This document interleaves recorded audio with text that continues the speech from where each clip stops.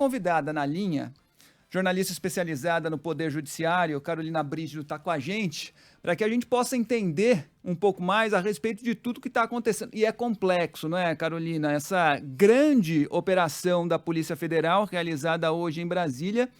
Boa tarde para você, obrigado por atender os ouvintes da Band News FM.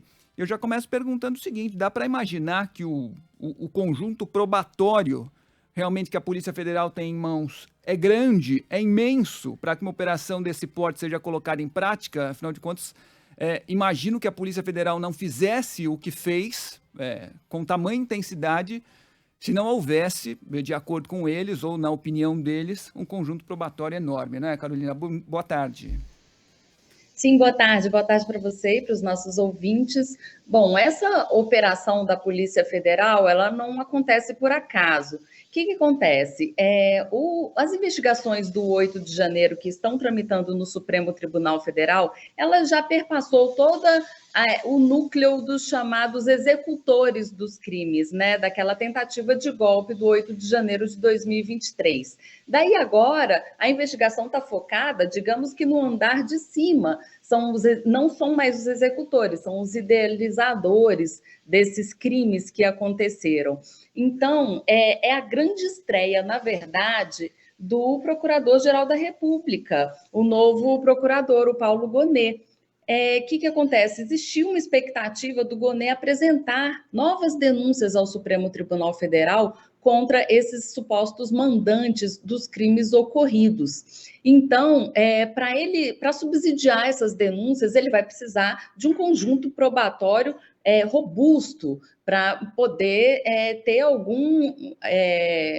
ter base, né, a denúncia que ele apresentaria. Então, ele já reuniu uma série de provas contra os mandantes do crime, os supostos mandantes, entre eles o ex-presidente Jair Bolsonaro, e essas buscas e apreensões, na verdade, elas vão compor esse conjunto probatório que está sendo organizado pela Procuradoria-Geral da República, e olha, eu não tenho bola de cristal, mas em breve vem aí mais denúncias ao Supremo Tribunal Federal, agora contra essas autoridades, generais, ex-presidente da República, o pessoal realmente com poder de mando. E pelo relatório da Polícia Federal, que foi corroborado pela Procuradoria-Geral da República, existia sim uma ordem para que fosse feito um golpe de Estado. Tudo teria começado com aquelas mensagens todas para desacreditar o sistema de votação brasileiro, aqueles discursos reiterados do ex-presidente Bolsonaro nesse sentido.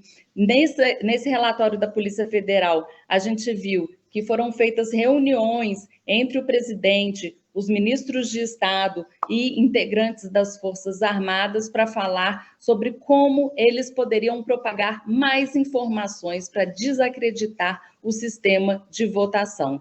E aí tinham coisas mais graves, né, que foram reveladas, inclusive um monitoramento físico do ministro do STF e presidente do TSE, ministro Alexandre de Moraes. Ele sabia onde ele estava em todos os momentos e o plano era prender Alexandre de Moraes e perpetrar essa tentativa de golpe que a gente viu no dia 8 de janeiro, que felizmente não deu certo. Pois é, Carolina, exatamente isso, né? Alguns ouvintes até mandam mensagens questionando essa questão da tentativa, a apresentação, por exemplo, de provas, né? O ex-presidente Jair Bolsonaro diz que tem sido alvo de perseguição nas palavras dele, questiona essa apresentação das provas. Quando você diz que a Polícia Federal justamente apresentou esse monitoramento, né? Que a minuta golpista acompanhava essa circulação, essa movimentação de ministros, o que passa de um plano para execução, e queria que você falasse sobre a gravidade também de uma tentativa de golpe, como mais cedo a gente falava, não chegou a ser concretizado esse golpe, mas essa tentativa se configura crime, né?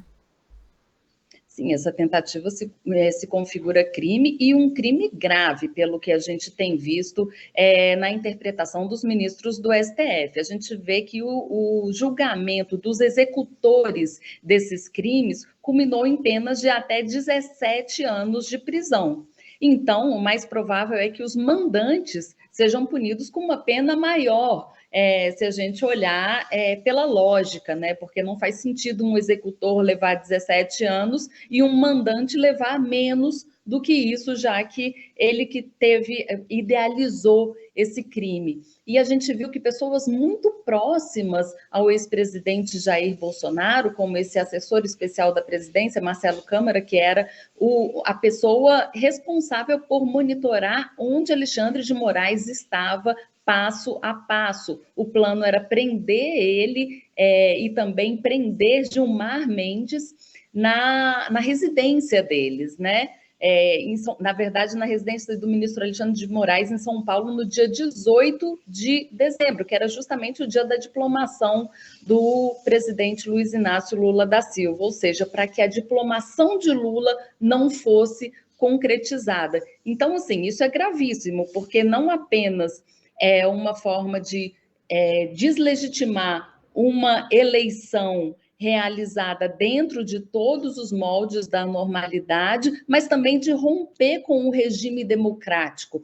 Nessas reuniões que a gente viu, na verdade foram reuniões que o presidente Bolsonaro teve com ministros de Estado, essas reuniões estavam gravadas, estavam localizadas dentro do computador do Mauro Cid, que era o ex-ajudante de ordens do Jair Bolsonaro.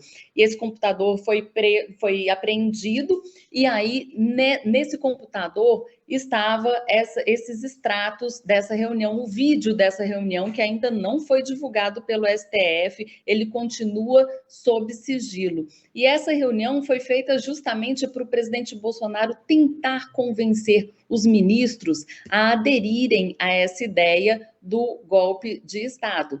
Nessa reunião também teve um trecho muito interessante que atinge diretamente a honra dos ministros do STF, mais uma investida de Bolsonaro contra o STF. Ele diz assim, eu vou ler para vocês o trecho.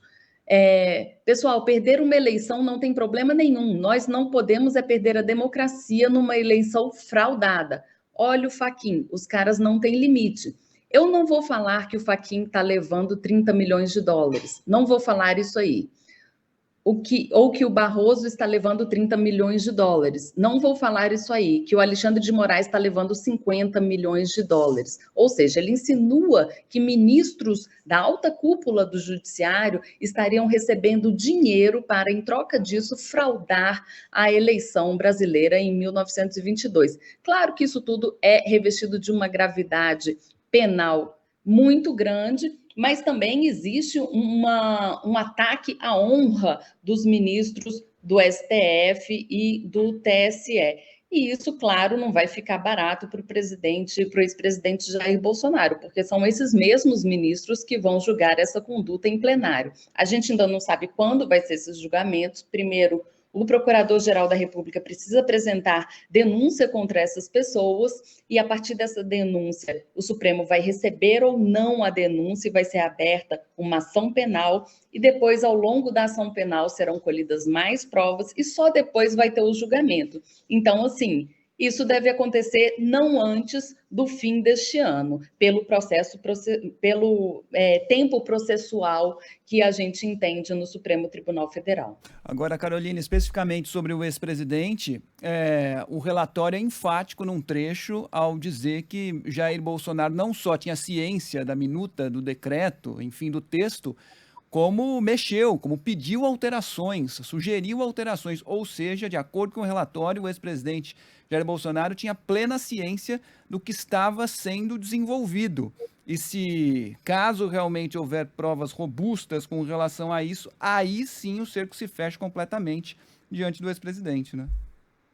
Sim, essa minuta do golpe que foi apreendida, essa minuta do golpe, na verdade, ela já trazia nela a ordem de prisão dos ministros Alexandre de Moraes e Gilmar Mendes. E aí, esse texto foi enviado para o ex-presidente Jair Bolsonaro e ele manteve essa ordem de prisão de Alexandre de Moraes, Gilmar Mendes e também do senador Rodrigo Pacheco, presidente do Senado.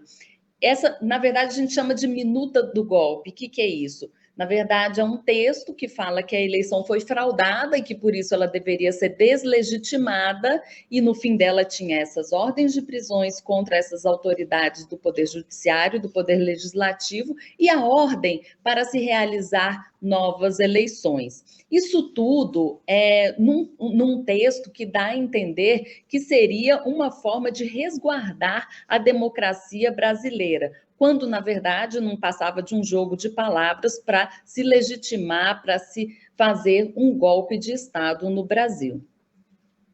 Carolina, quais devem ser os próximos passos a partir de agora, né? Essa operação foi deflagrada, né? Estourou hoje logo cedo. A gente está acompanhando as primeiras repercussões, a abordagem aos investigados, aos nomes que são muitos que surgiram nessa lista, a demanda pela entrega do passaporte, por exemplo, do ex-presidente Jair Bolsonaro. O que a gente deve acompanhar a partir de agora? Olha, pelo que eu entendo do que dizem os ministros do Supremo e também fontes da Procuradoria-Geral da República, não deve haver prisão preventiva contra o ex-presidente Jair Bolsonaro. A ideia é que seja apresentada uma denúncia contra Bolsonaro, contra os generais, né, a cúpula das Forças Armadas que participou dessa tentativa de golpe e também assessores próximos a Jair Bolsonaro. E aí, então, essas denúncias seriam processadas no Supremo Tribunal Federal e, ao fim desse julgamento da denúncia e depois do julgamento da ação penal, se houver condenação, aí sim seria expedida uma ordem de prisão. Lembrando que esses crimes são graves e esse tipo de crime ali no Supremo Tribunal Federal e na Procuradoria-Geral da República, eles não estão sendo passíveis de qualquer tipo de acordo, ou seja, não vale fazer acordo de não persecução penal, como fizeram vários réus que estavam na frente dos quartéis generais, porque eram considerados crime de menor ofensa e, portanto, eles puderam fazer esses acordos para se livrar do processo, ficar em liberdade, em troca disso, cumprir uma série de ordens da Procuradoria-Geral da República, como, por exemplo, assistir cursos sobre democracia. Bolsonaro e a cúpula das Forças Armadas não vão ter essa colher de chá.